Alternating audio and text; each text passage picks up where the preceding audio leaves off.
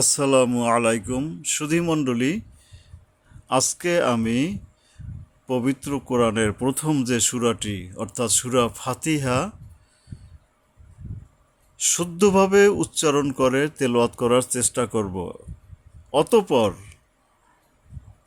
কিছু জরুরি গ্রামার বর্ণনা করব এবং সাথে সাথে পরবর্তীতে কিছু অর্থ বলার চেষ্টা করব, কারণ গ্রামার জানাটা অতি জরুরি। আর সূরা ফাতিহা যেহেতু আমরা প্রতিদিন প্রতি এই রাকাতে উচ্চারণ করি, সুতরাং এটা শুদ্ধভাবে উচ্চারণ না হলে নামাজ আদায় হবে না। এবং আমরা তো চেষ্টা করতে পারি যতদূর পারা যায়। আর অর্থ জানবো এই জন্যই যে মনোনিবেশ করতে সুবিধা হয়। আপনি যখন নামাজের ভিতরে পড়বেন অথবা তেলাওয়াত করেন, যখন এটার অর্থটা বুঝবেন তখন দেখবেন মনটাও যেমন ভালো লাগে এবং কি বলছি তখন মনের ভিতরে একটা ভালো লাগা সৃষ্টি হবে, আল্লাহর উপরে ভয় আসবে, ভালো লাগা আসবে। তো এই জন্য জরুরি কিছু সূরা যেটা আমরা সচরাচর পাঠ করে থাকি বিশেষ করে নামাজের সময়, সেগুলো অর্থ জানানোর চেষ্টা করব এবং শুদ্ধভাবে উচ্চারণেরও চেষ্টা করব এবং কিছু জরুরি গ্রামার সেগুলো আমি বলবো। তো আমার সাথেই থাকুন। আমার ইউটিউব চ্যানেলের নাম হলো আলম ভিশন। ইউটিউবে আলম ভিশন লিখলে আশা করি পাওয়া যাবে। সাবস্ক্রাইব করতে পারেন যাতে আপনি পরবর্তী জরুরি সূরাগুলো অর্থসহ এবং শুদ্ধ উচ্চারণ সহ পেতে পারেন। তো কথা না বাড়িয়ে শুরু করছি। আমি প্রথম সূরাটি সম্পূর্ণভাবে তেলাওয়াত করব। বলে নেওয়া ভালো, আমরা যখন কোরআন শরীফ তেলাওয়াত করব তখন আউযুবিল্লাহ বিসমিল্লাহ বলে তারপর একটু দুরূদ শরীফ পড়ে নিয়ে তারপরে তেলাওয়াত শুরু করব। তবে নামাজ পড়ার সময় শুধু বিসমিল্লাহ বলেই সরাসরি সূরা পাঠ করলে সমস্যা নেই। তো যেহেতু আমি এখন কোরআন তেলাওয়াত করব, নামাজ নয়, তাই আমি আউযুবিল্লাহ বিসমিল্লাহ সহকারে পড়ার চেষ্টা করতেছি। আউযু বিল্লাহি মিনাশ শাইতানির রাজিম। বিসমিল্লাহির রহমানির রহিম। আলহামদুলিল্লাহি রাব্বিল আলামিন। আর রহমানির রহিম। মালিকি ইয়াউমিদ্দিন। ইয়াকা না'বুদু ওয়া ইয়াকা নাস্তাঈন। ইহদিনাস সিরাতাল মুস্তাকিম। সিরাতাল লাযীনা আন'আমতা আলাইহিম গায়রিল মাগদুবি আলাইহিম ওয়ালাদ-দাল্লিন।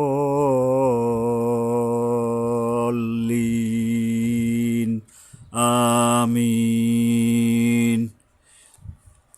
বাংলাদেশে সূরা ফাতিহার পরে আমিন শব্দটা সচরাচর বলা হয় না, কিন্তু এটা বলা উচিত। আমেরিকাতে দেখেছি অনেক মসজিদে ইমাম সাহেব নিজেও জোরে জোরে বলেন এবং মুসল্লিরাও সাথে সাথে জোরে জোরে বলেন। এ নিয়ে একটি হাদিসও আছে, মানে জোরে জোরে সবাই বললে ভালো। তো যাই হোক, আমি তেলাওয়াত করলাম এবং তেলাওয়াতের ব্যাপারটা এই রকমের, আপনিও করেন, আমিও করি, অন্যরাও করতেছে। এখানে যে গ্রামারগুলা সূক্ষ্ম একটা ব্যাপার, সেটা কিন্তু নর্মাল শুনে বোঝার কোনো কায়দা নেই, কিন্তু আপনি যখন পড়বেন গ্রামার না জানলে শুদ্ধভাবে পড়তে পারবেন না।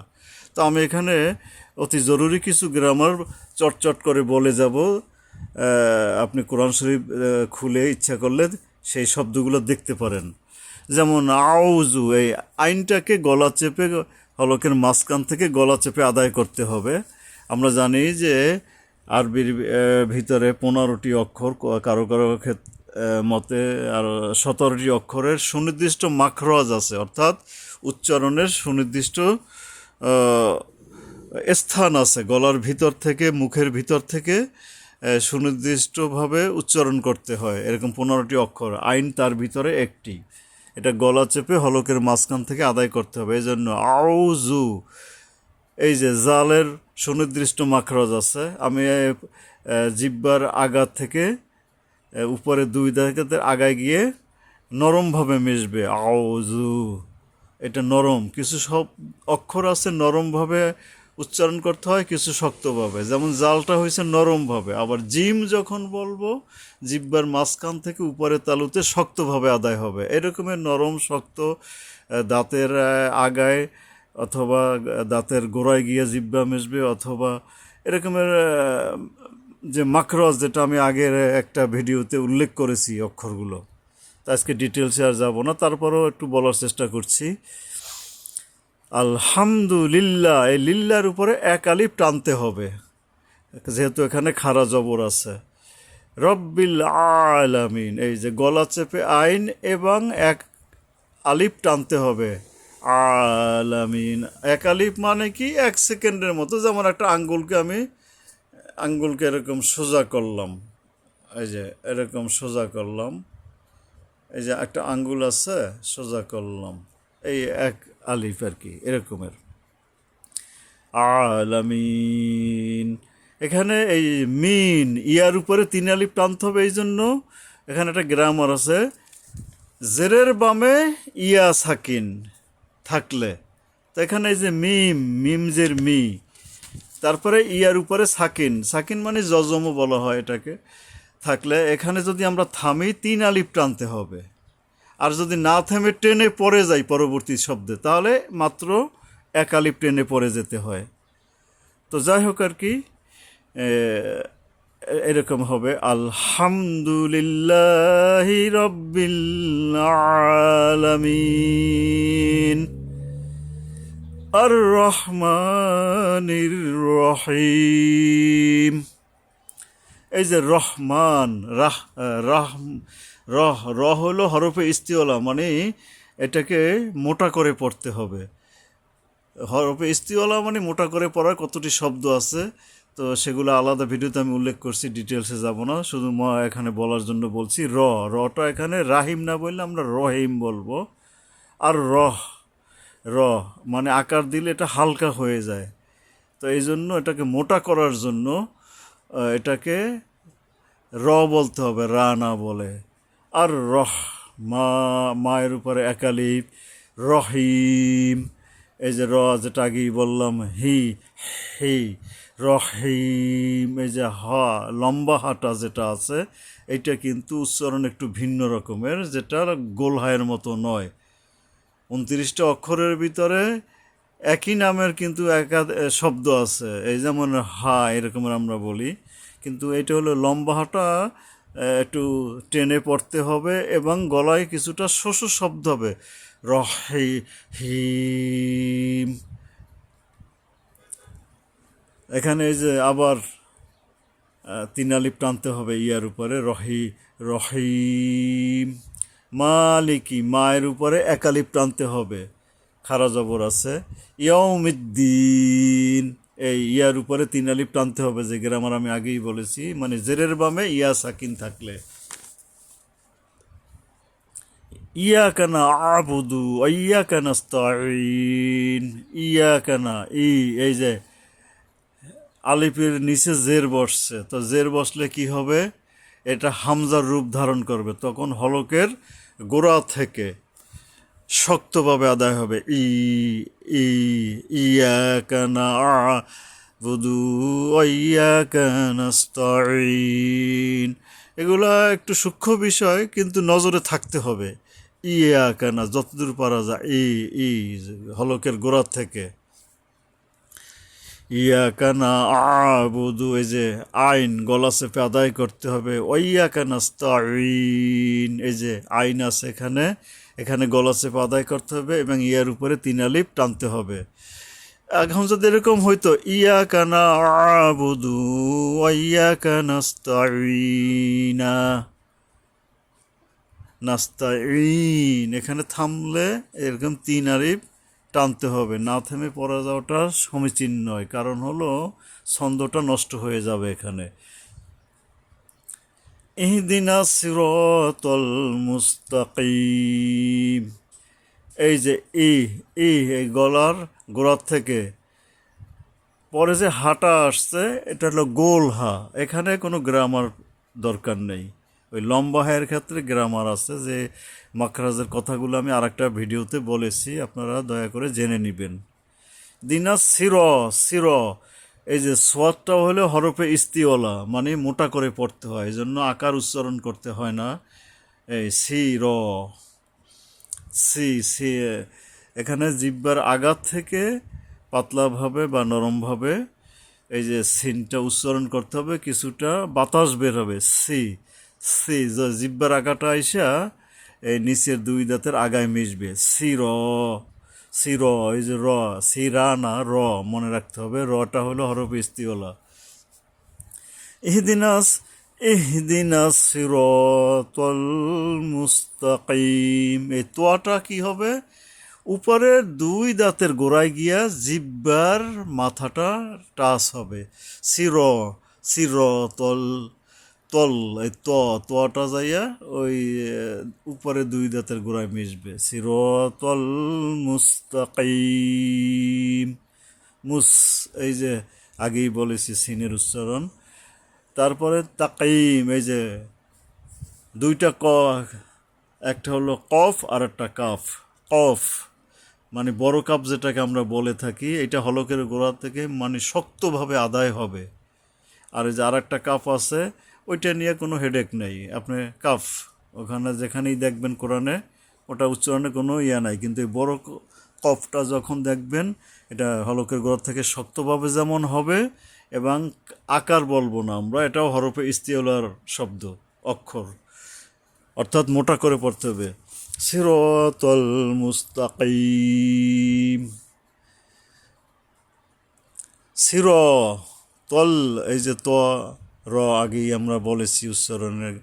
আল্লাযিনা, এই যে জাল যখন বলবো জিহ্বার আগা থেকে নরমভাবে সুন্দর করে আল্লাযিনা, এই ইয়ার উপরে এখানে এক আলিফ টানতে হবে, যেহেতু এটা আল্লাযিনা, এখানে আমরা থামবো না, যেহেতু এটা শুরুর শব্দ, এখানে থামার কোনো সাইন নাই, কিন্তু এক আলিফ টেনে পরে যেতে হবে।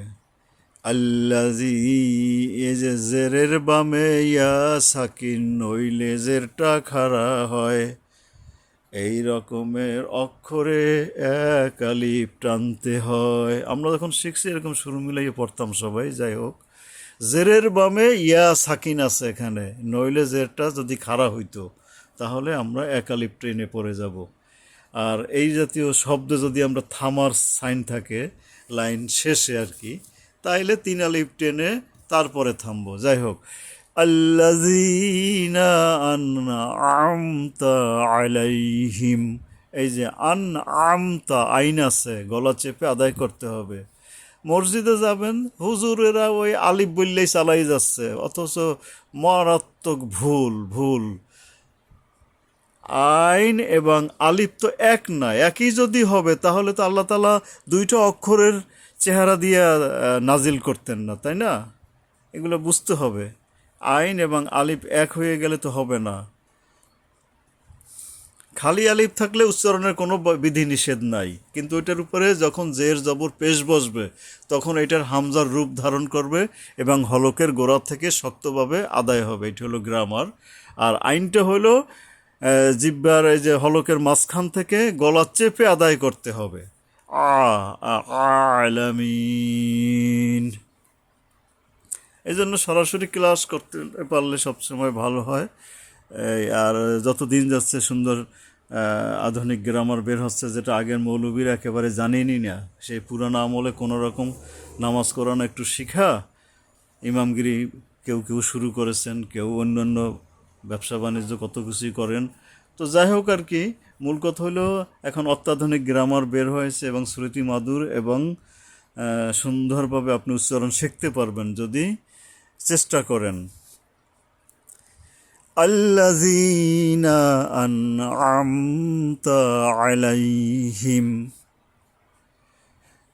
গৈরিল মাগদুবি, এই যে দু, এই ওয়ার উপরে একালিপ টানতে হবে। এইসব সূক্ষ্ম ব্যাপার গ্রামার, এটা অনেকে জানেনি না এইসব গ্রামারগুলো। মাগদু, এই যে পেশের বামে ওয়াও সাকিন, নইলে পেশটা উল্টো হয়, এরকম যদি থাকে এক আলিফ টানতে হয়, এটা গ্রামার। গৈরিল, গাইরিল বলি নাই আমি, গৈরিল। কারণ কি, এটা এই যে গাইন বা গইনটা হয়েছে কি হরফের ইস্তিওলা, মানে এটাও মোটা করে পড়তে হবে। আসলে যে সূরা ফাতিহায় বেশ অনেক গ্রামার জড়িত আছে। গৈরিল, এটাও মোটা করে পড়তে হবে। যখন গা বলবো গা ছাইরা দেয় এরকমের হয়, গা মানে হালকা হয়ে যাবে, অক্ষরটা শক্ত হবে না। হরফে ইস্তিওলার গ্রামারটা হলো এটা শক্তভাবে আদায় করতে হবে, আকার আদায় করা যাবে না। গৈরিল মাগদুবি, এই দুর উপরে একালিপ টানতে হবে গ্রামার। পেশের বামে ওয়াও সাকিন আছে, এই ক্ষেত্রে মাদের হরফ মানে টেনে পড়ার হরফ, অক্ষর এক আলিফ এখানে। গৈরিল মাগদুবি আলাইহিম, এই যে আইনে গলা চেপে আদায় করতে হবে। ওয়ালাদ্দলিন,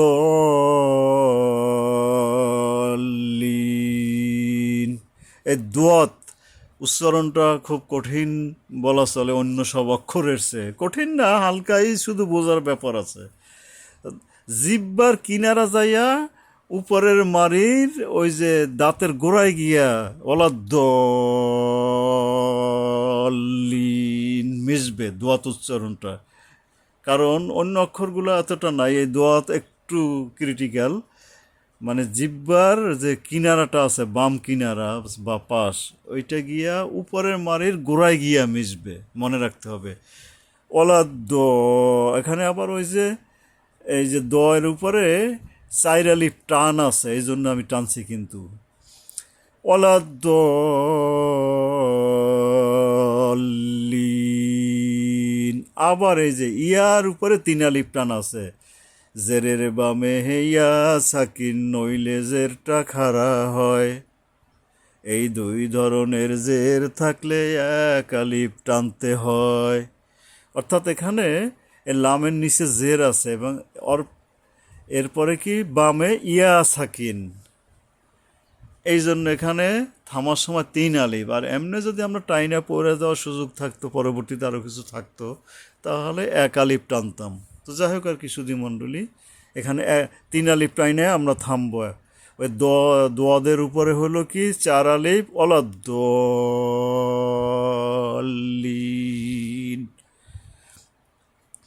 এখানে তিন আলিফ, চার আলিফ আর তিন, সাত আলিফ এক অর্থে। আমিন, আবার আমিনেও তিন আলিফ টানতে হবে। মিমের পরে যে ইয়ে আছে, এখানে তিন আলিফ থেমে মানে টেনে পড়তে হবে। আমেরিকাতে অনেক মসজিদে ইমাম সাহেব জোরে জোরেই পড়েন, আবার কোনো কোনো মসজিদে ইমাম সাহেব হয়তো বা আসতে বলেন, মুসল্লিরা জোরে জোরে আমিন জোরে জোরে বলেন। এটা নিয়ে একটা হাদিস আছে আমিন বলার জন্য, এটা সওয়াব আছে। যাই হোক, তো বাংলাদেশে যদি এই আমিন শব্দটা চুপচাপ সবাই, কেউ পড়ে কেউ পড়ে না, ইমাম সাহেব তো জোরে পড়েনি না। যাই হোক, এই হাদিস হয়তো বা সবার কানে এখনও পৌঁছায় নাই। যদিও আমি হাদিস নিয়ে অত কিছু বলবো না, কারণ অনেক দুর্বল হাদিসও আছে, অনেক ভুল হাদিসও থাকার সম্ভাবনা আছে হাদিসের বিভিন্ন গ্রন্থে, যেটা পুঁজি কইরা সমাজ উল্টা পথে চলছে। কারণ নবী তো আর হাদিস লিখে যান নাই, গেছেন যায় নাই, শুধুমাত্র কোরআন উনি ধরাই দিয়ে গেছেন, এবং হাদিস লিখতে নিষেধনা কি করেছিলেন। তো যাই হোক, যেটা অযৌক্তিক অথচ হাদিসের রেফারেন্স দেওয়া হয়, সেগুলা মেনে নেওয়া যাবে না, কারণ অনেক ভুল হাদিস ঢুকেই ফেলছে। এটা ব্রিটিশ আমলে লিখিত হয়েছে, নবীর আমলে কিছু ছিল মুখে মুখে, যারা সাহাবী ছিলেন তারা অনেকেই শুদ্ধটা নিয়ে আসছেন, কিন্তু পরবর্তীতে এটার সাথে অনেক ঢুকানো হয়েছে। এই ইসলামকে কলঙ্কিত করার জন্য অনেক দুর্বল হাদিস ঢুকানো হয়েছে, অথবা আদৌ এটা নবী বলেনই নাই।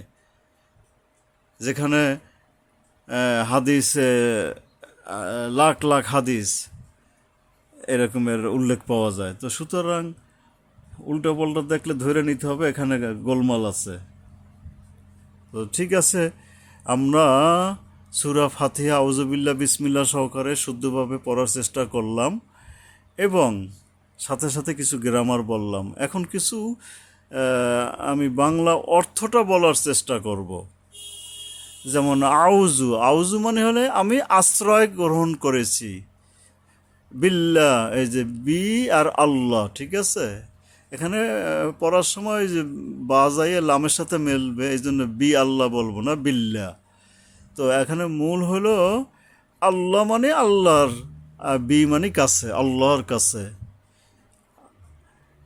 মিনাস, এই মিন যেটা কি আছে মানে হতে, কি শাইতান, শাইতান বুঝিনি তো, শয়তানের কাছ থেকে।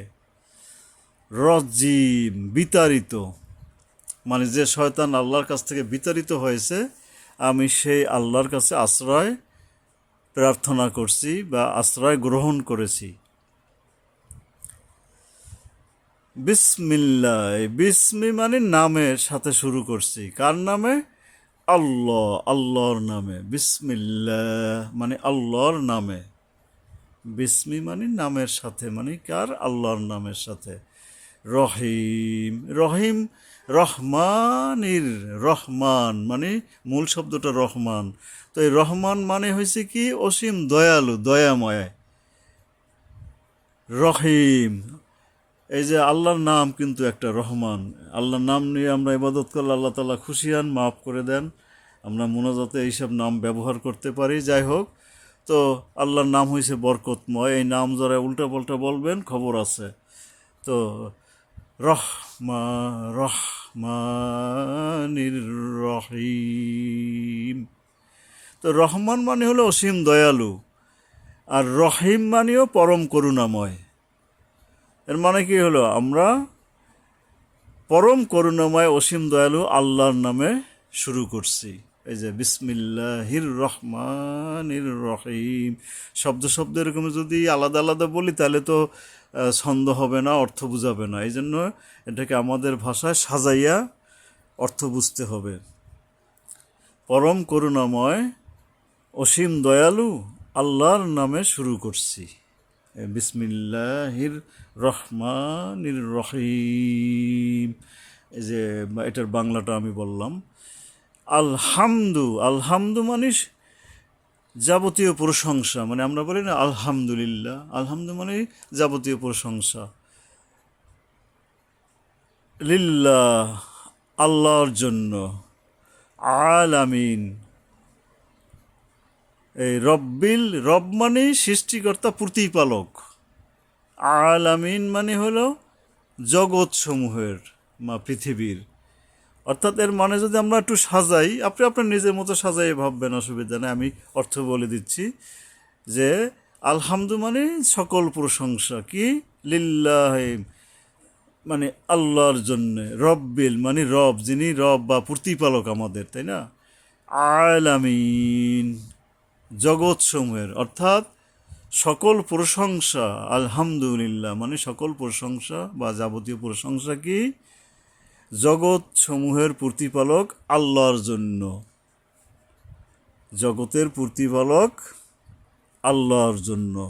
আল্লাহ নয়, আল্লাহ শব্দটা হবে আল্লাহ, আকার দিয়া না। বাংলায় আমরা তো বাংলায় বানাই নিছি, কিন্তু অ্যারাবিক টার্মে এখানে একটা গ্রামার আছে। আল্লাহ শব্দটা আল্লাহ।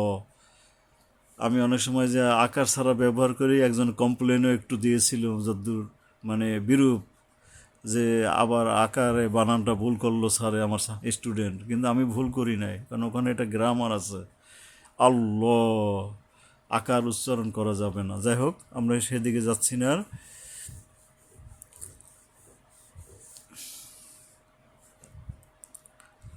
মালিকি, মা একালি এক, যাই হোক, মালিকি মানে মালিক, ওই যে বাড়ির মালিক, গাড়ির মালিক। আর এখানে হলো কি? বিচার দিবসের মালিক।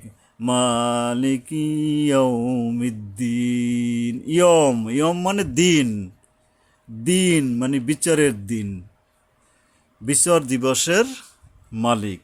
এক কথায় যদি আমরা একটু সাজাই, মালিক ইয়ম, ইয়ম মানে দিনের, মালিক ইয়াউমিদ্দিন, এই মিমে যাইয়া দাল ধরবে আর কি। ওই দালের উপরে তাসদিদ আছে, আপনাদের বলে রাখা ভালো, এই তাসদিদওয়ালা অক্ষর দুইবার হয়, একই অক্ষর দুইবার হয় এবং পিছনের অক্ষরে গিয়ে সরাসরি আগের সব বাদ দিয়ে ওই তাসদিদকে টাচ করবে। তাসদিদ হলো একটা পাওয়ারফুল সিমটম। ওই যেমন আছে না যে কলেজের প্রিন্সিপাল স্যার আসছে, অন্য সব কিছু বাদ দিয়ে স্যারের সাথে তখন একটু কথা বলি আমরা, তাই না? এই রকমের প্রধানমন্ত্রী আসছে, সব বাদ, সবাই তার দিকে ঝুঁকে পড়ে। এই তাসদিদ এরকমের একটা পাওয়ারফুল, এর আগে অক্ষর টক্ষর থাকলে সব অফ হয়ে যায়, সে ওই পিছনের অক্ষর গিয়ে ওই তাসদিদের সাথে মিশবে। তো যাই হোক আর কি, আগে বাড়ি। ইয়াকা না'বুদু ওয়া ইয়াকা নাস্তাঈন। ইয়াকানা, ইয়াকা মানে আপনারই, না'বুদু আমরা ইবাদত করি, ও ইয়াকা এবং আপনারই কাছে, নাস্তাঈন, নাস্তাঈন আমরা সাহায্য চাই। নাস্তাঈন মানে আমরা সাহায্য চাই, সাহায্য চাই। তো ইয়াকা না'বুদু ওয়া ইয়াকা নাস্তাঈন, আপনারই কাছে আমরা সাহায্য চাই। আপনি যদি শব্দ শব্দ মনে নাও রাখতে পারেন সমস্যা নাই, মূল লাইনটার অর্থটা মনে রাখুন, চলে যাবে কাজ। ইহদিনা সিরাতাল মুস্তাকিম। ইহদিনাস, ইহদিনাস মানে আমাদেরকে আপনি দেখান। কি দেখাবেন? সিরাতল, সিরাত মানে পথ, মুস্তাকিম মানে সরল সঠিক পথ। মানে ইনডাইরেক্টলি আল্লাহকে আমরা বলতেছি, আল্লাহ আপনার আমাদের, এখানে আল্লাহ শব্দ যেহেতু নাই আমরা মনে মনে ভেবে নিতে পারি, আল্লাহ আমাদের সরল সঠিক পথ দেখান, সোজা পথ, বাঁকা নয়। আমরা একে এক দুই বুঝবো, ভালো করলে ভালো হয়, খারাপ করলে খারাপ হয়, এরকমের সোজা পথটা আমাকে দেখান, যাতে আমরা সেই পথে থাকতে পারি। অর্থাৎ লাইনটার অর্থ দাঁড়াচ্ছে এরকমের যে আমাদেরকে আপনি সরল পথ বা সঠিক পথ দেখান। আল্লাহর কাছে আমরা চাইতেছি। ইহদিনা সিরাতাল মুস্তাকিম, সিরাত যেটা আগেই বললাম পথ, মুস্তাকিম মানে সঠিক পথ, সরল পথ। আছে না, এই রুকু সিজদা দিয়েই যাই আবার আইল ঠেলা শুরু করে দিলাম, দোকানে বসছি মাফ একটু কম দিলাম, চাকরিতে গেছি ঘুষ খাইলাম, ডিউটি ঠিকভাবে করলাম না, তো এটা তো সরল পথ হইল না, সঠিক পথ হইল না।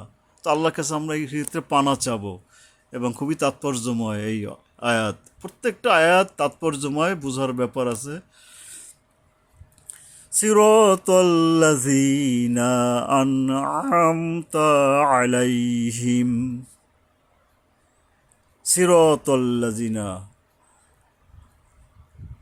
আন'আমতা আলাইহিম গৈরিল মাগদুবি আলাইহিম ওয়ালাদ-দাল্লিন। তো এখানে বলা হয়েছে সিরাতাল্লাযীনা, সিরাত মানে ওইসব লোকের পথ, সিরাতল মানে ওইসব লোকের পথ, আল্লাযীনা যাদেরকে, আন'আমতা আলাইহিম আপনি নিয়ামত দান করেছেন। আন'আমতা, আইন গলা চেপে, আন'আমতা মানে নিয়ামত দান করেছেন, আলাইহিম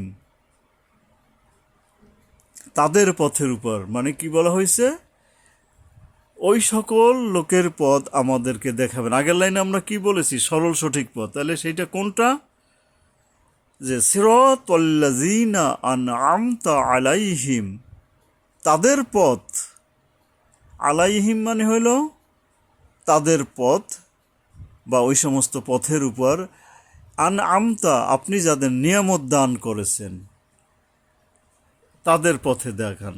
যেমন আমাদের নবী সাল্লাল্লাহু আলাইহি সাল্লাম, আল্লাহ তাআলা তাকে অনেক ইজ্জত দিয়েছেন, তাকে অনেক সুনাম দিয়েছেন, সব ভালো ভালো তাকে দান করেছেন। তো আমরা আল্লাহর কাছে এই রকমের আয়াতটার ভিতরে আমরাও চাইতেছি যে আমাদেরকেও ওই রকমের, যাদেরকে আপনি নিয়ামত দান করছেন, আমতা মানে নিয়ামত, আপনি যারা নিয়ামত দান করেছেন, আলাইহিম তাদের উপর, যাদের উপরে মানে এই নিয়ামত দান করেছেন তাদের পথটা দেখাই দেন আমাদের। কি সুন্দর কথা যে আল্লাহ ভালো ভালো যে পথ যাদেরকে আপনি দান করেছেন, যারা সফল কাম হয়েছে, আমাদেরকেও সেই পথটাই ধরাই দেন আল্লাহ। আল্লাহর কাছে আমরা এরকম চাইতেছি। এখন আমরা উল্টো পাল্টা উচ্চারণ করে চাইব, আল্লাহ কবে দাঁড়া বেটা, দিতেছি, কাজ হবে না, এই জন্য সুন্দর করে উচ্চারণ করতে হবে।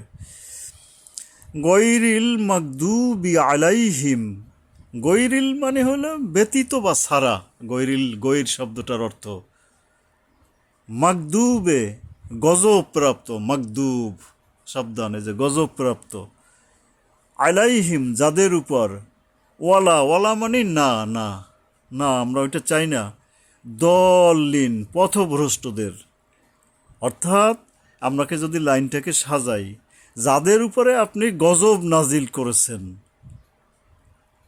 তাদের পথে নয়।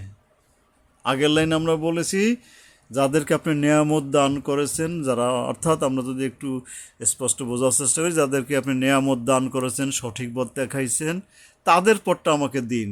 ওই সমস্ত লোকদের শেষ দিকটা কি বলা হয়েছে, যে মাগদুব মানে মাগদুবি মানে মূল শব্দটা হচ্ছে মাগদুব। তো এখানে যে গজব যাদের উপরে নাজিল হয়েছে আপনার পক্ষ থেকে, আসে না আল্লাহ তাআলা রোশনালে পড়েছে, পাপিষ্ট হয়েছে, এই রকমের মাগদুবিদের পথ নয়, দলিন মানে পথভ্রষ্টদের পথ নয়। অর্থাৎ আমরা যদি এরকম সাজাই বলি তাহলে গৈরিল মাগদুবি আলাইহিম ওয়ালাদ্দলিন,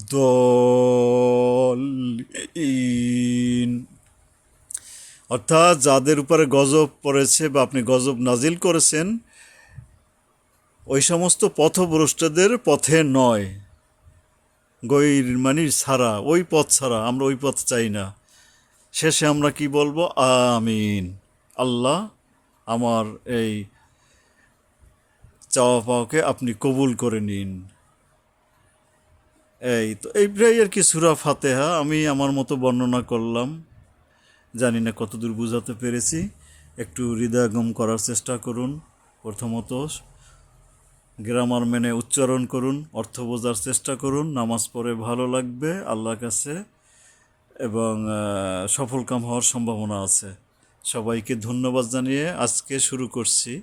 ইনশাল্লাহ অন্য আর একটি সূরা নিয়ে আবার আগামী কোনো এক সময় আলোচনা করব। ধন্যবাদ সবাইকে। আল্লাহ হাফেজ।